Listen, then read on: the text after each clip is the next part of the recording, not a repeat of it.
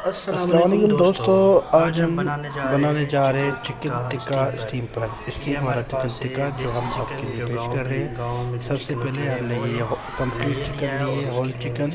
ये हमने देसी चिकन ली है। ये हमारे पास है लेमन, ये हमारे पास है विनेगर, और उसके बाद हमारे पास है विनेगर लिया हुआ 1 टेबल स्पून, ये लेमन है 1 टेबल स्पून, ये हमारी कुछ स्पाइस है जिसमें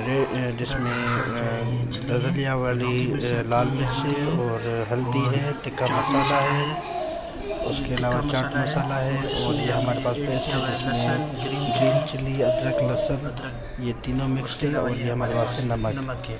सबसे पहले हम ये हमारे पास है दही। तो हम क्या करेंगे, दही और ये सारे मसाले एक साथ मिक्स करेंगे। आप कोई सा जैसा बाउल ले लो, क्योंकि हमें लास्ट में इस चिकन को रेड करना पड़ेगा। तो जो फॉइलिंग रैप है उससे इसको रेड करना पड़ेगा। इस वजह से हमने ये बाउल उठाया। आप भी कोई सा बाउल हो तो वो आपके लिए बेहतर रहेगा। अब सबसे पहले इसको अच्छे तरीके से मिक्स करना है। मिक्स करने के बाद जिससे हमारा ये स्पाइसेस और ये सब कुछ मिक्स हो जाते हैं, उसमें विनेगर और लेमन भी ऐड करना है।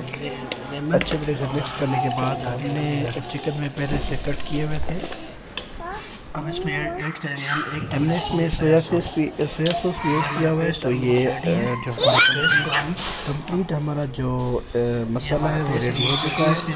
तो हम क्या करेंगे, जो हमने चिकन ली थी उसको हमने कट पहले से कर लिए थे अच्छे से, और डीप कट करने थे।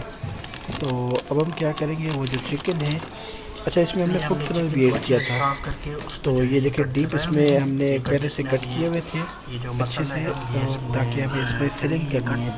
ये जो हमने मसाला बनाया था इसको अच्छे तरीके से इसमें फिल करना है। इसमें हमने दोनों तरफ से कट किए हुए थे, बैक साइड से भी और ऊपर से भी, सब तरह हर तरफ से, ताकि जितने अच्छे और गहरे इसमें कट होंगे वो अच्छे जायका उसका उस हिसाब से अच्छा आएगा।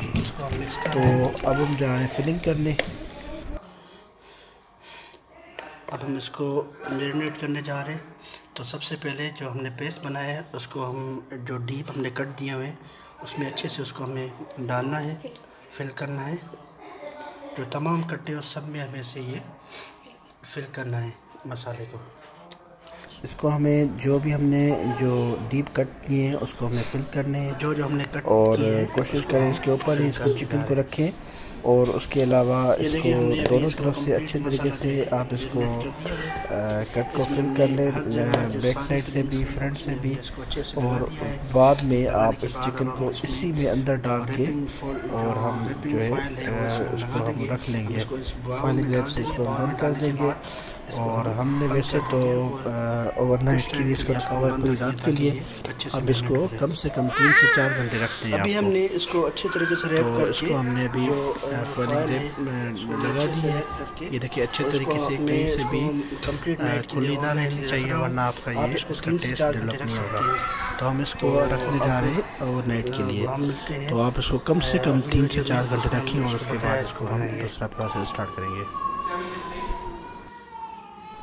सबसे पहले हमने इस चिकन को ब्रश के साथ ऑयल लगा लिया है।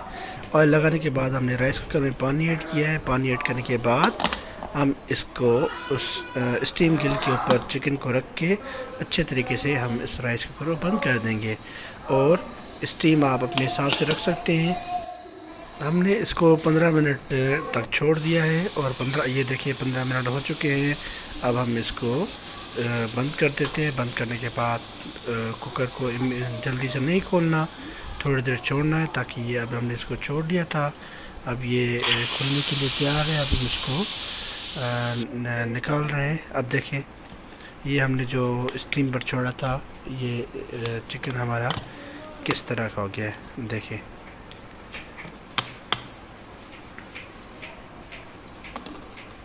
ये देखिए अच्छे से गल चुका है। इसका जो स्टीम है इसको हमने सिर्फ और सिर्फ 15 मिनट में इसको हमने छोड़ा है, तो ये किस तरह गल चुका है।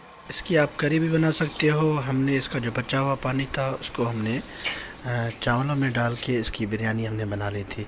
तो फिर जो वो वाइट राइस है वो उसमें हमने जो इसका पेस्ट था वो ऐड करके और मसाले हमने ऐड करके उसको हमने रेडी कर लिया था। तो आपकी रेसिपी तैयार है आपके लिए।